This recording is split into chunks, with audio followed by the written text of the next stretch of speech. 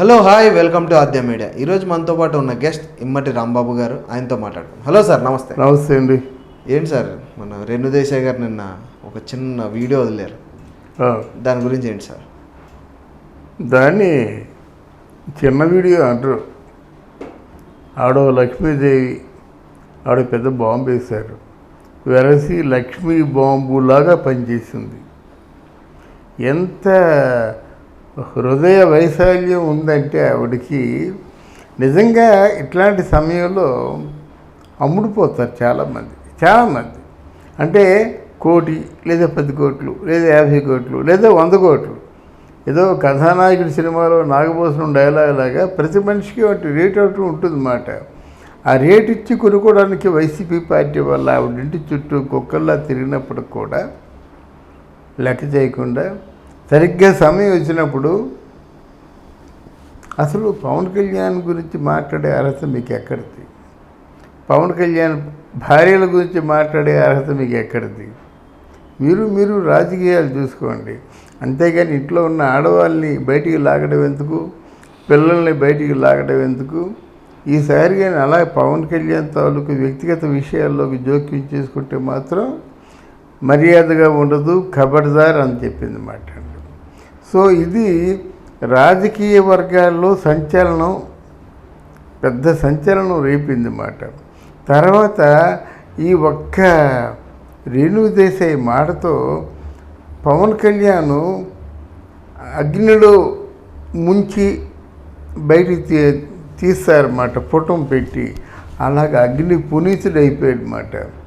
ఎందుకంటే స్వయాన ఎవరైతే డివోర్స్ ఇచ్చారో, ఎవరినైతే బాధలు పెట్టాడు అని వీళ్ళు అంటున్నారో, ఆ డివోర్స్ తీసుకున్న వ్యక్తి బాధలు పడుతుందని వీళ్ళు ముద్ర వేసిన వ్యక్తి లేదు. పవన్ కళ్యాణ్ దేవుళ్ళు అంటాడు.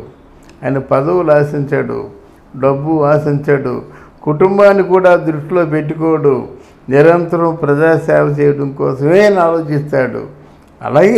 అలాగే వాళ్ళకి ఏదో చిన్న అపార్థాలు వచ్చాయి తప్ప వేరే విధంగా పవన్ కళ్యాణ్ అది మంచివాడు కాదని చెప్పిందా? లేదే. ఆయన కష్టపడిందంతా ప్రజలకే పెడతాడని చెప్పింది. మంచి పబ్లిసిటీ కదా. ఆయన ఏ రోజు కూడా పదవులు ఆశించలేదు, ఒంటరిగా ఉంటూ ప్రజాక్షేమాన్ని ఆశించాడు కానీ పదవులు ఆశించలేదని చెప్పడం కూడా చాలా మంచిదే కదా. దెబ్బతో మొత్తం భారతదేశంలో ఉన్నటువంటి రాజకీయ వర్గాల్లో ఇది సరికొత్త అధ్యాయం.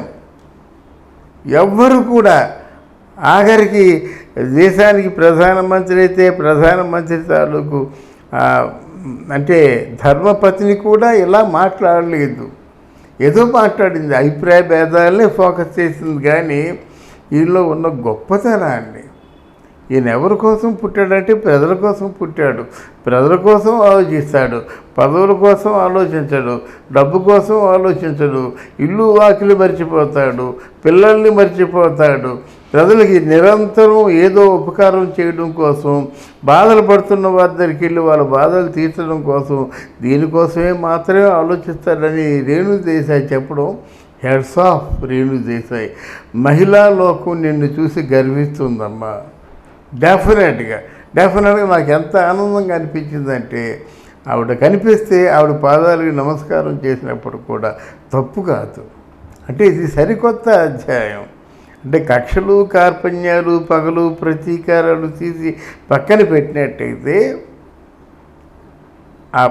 ఉన్న యథార్థాన్ని, ఉన్న ఒక నిజాయితీ పరుడితో అంటే డివోర్స్ తీసుకున్న వ్యక్తి ఆయన నిజాయితీని ఇన్ని సంవత్సరాల తర్వాత సందర్భం వచ్చినప్పుడు ఆయన్ని పట్టి నానా రకాలుగా మానసికంగా హింసిస్తున్నప్పుడు ఆవిడ ఈ మాట మాట్లాడడం చాలా గొప్ప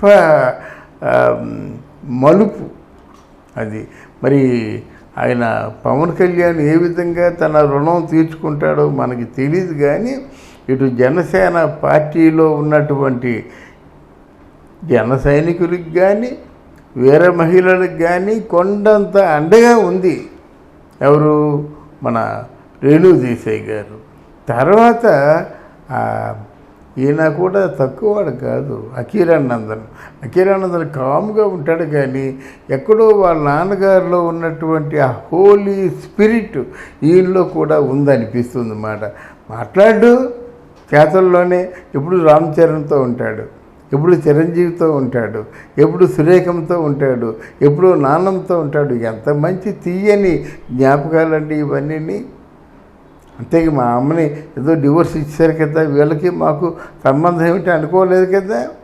ఆ ఇంట్లోనే మసులుతుంటాడు, ఆ ఇంట్లోనే ఉంటాడు. ఆ కొణిదెల వంశానికి ఎట్టి పరిస్థితుల్లో కూడా ఏవి తక్కువ కాకుండా వాళ్ళంతా ఏ స్థాయిలో ఉన్నాడో పవన్ కళ్యాణ్ కొడుకుగా ఈయన కూడా అదే స్థాయిలో ఉన్నాడు కనుక ఇటు అఖీరానందం తాలూకు సత్ప్రవర్తన కానీ, అటు రేణు దేశాయ్ తాలూకు సత్ప్రవర్తన కానీ చాలా పవన్ కళ్యాణ్కి ఉపయోగపడింది రాజకీయంగా.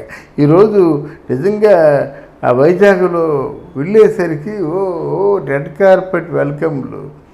ఒక జగదాంబ థియేటర్ దగ్గర జనాలు ఎంతమంది అండి, ఎన్ని టీవీలు పెట్టినప్పుడు కూడా 1,00,000 మంది పైగా జనాలు ఉన్నారన్నమాట. కంట్రోల్ చేయలేకపోయారు. అంటే వాళ్ళని ప్రతిఘటించలేక వాళ్ళ చేతులు ఎత్తేసారు పోలీసులు కూడా. కొంతమందిని అయితే మేము ఏదో అడ్డుకుంటామండి, బట్ జనం వెలువ ఉప్పెనలాగా వచ్చేస్తున్నారు. రేపు 19 వరకు కూడా వారాహి తాలూకు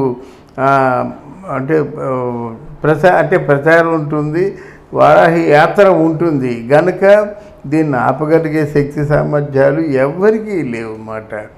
ఇందులో సరికొత్త ఊపు ఉత్సాహం ఆ చైతన్యాన్ని రగిలించింది మాత్రం డెఫినెట్గా రేణు దేశాయ్ అనే చెప్పొచ్చు. రేణు దేశాయ్కి ఎంతైనా సరే అందరూ కూడా అంటే పవన్ కళ్యాణ్ నిజాయితీపరుడు, ఆయన తప్పకుండా నాయకుడు కావాలి అని ఆశించే వాళ్ళందరూ కూడా కన్నుల పండుగగా ఈ సందర్భం ఉంటుందని మనం చేస్తూ సెలవు తీసుకుంటాను. ఏంటి సార్ ఇప్పుడు పవన్ కళ్యాణ్ గారి పార్టీలో వలసలు వస్తాయంటారా సార్? తప్పకుండా అండి. పవన్ కళ్యాణ్ మాటల్ని అటు వైసీపీ వాళ్ళు ప్రశంసిస్తున్నారు, ఇటు తెలుగుదేశం వాళ్ళు ప్రశంసిస్తున్నారు, రాయబారాలు సాగనంపుతున్నారు. వైసీపీలో చాలామంది దీనిలో కలుస్తారు. ఇప్పుడు పెద్ద వాళ్ళండి, అంటే మోస్ట్ సీనియర్ లీడర్స్ జనసేనలో కలవడానికి వాళ్ళు ఉవ్విళ్ళూరుతున్నారన్నమాట. ఎలాగ కలవాలి, ఎలాగ పవన్ కళ్యాణ్కి ఏంటంటే డబ్బుతో కొనలేరు. ఇప్పుడు మిగతా వాళ్ళైతే 100 కోట్లు ఇచ్చేస్తే నేను ఎంపీ సీట్ తీసుకుంటానని చెప్పి వాళ్ళు కమెంట్ చేస్తారన్నమాట. ఇక్కడ అలా కాదు, డబ్బుతో ₹1 టికెట్ కొనలేరు కనుక వాళ్ళ క్యారెక్టర్తో గెలుపు గుర్రాలకు మాత్రమే ఛాన్స్ ఇస్తారు కనుక వాళ్ళు మిగతా పార్టీల్లో ఉన్నవాళ్ళు సీనియర్స్ కూడా ఇంతో కలవాలని బహుదా అంటే చాలా ప్రయత్నాలు చేస్తున్నారన్నమాట. కలవచ్చు కూడా. అంటే రేపు 19వ తారీఖు వరకు యాత్ర ఉంటుంది. ఈ యాత్ర అయ్యేలోగా కలుస్తారు. అది okay sir, thank you sir. Thank you అమ్మా, థ్యాంక్ యూ వెరీ మచ్.